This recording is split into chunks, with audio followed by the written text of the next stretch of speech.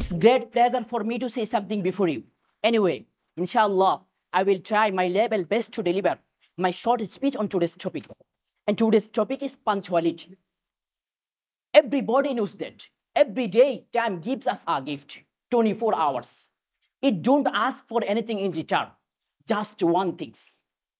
Respect one thing, respect. And the best way to respect your time is to be punctual.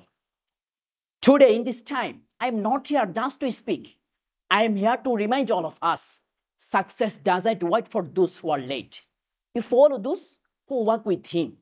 Let's find out, what is punctuality? Punctuality is not just about being on time. It's a thing of discipline, commitment, and respect.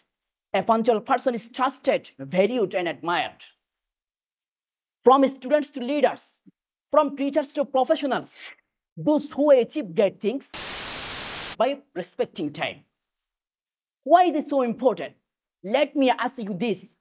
Have you ever missed something important just because you were late? A class, an exam, an opportunity? I think most of us have. That and that we learn, time is not just precious, is non-refundable. So be punctual, be careful for your time. Thank you. Assalamu alaikum wa rahmatullah.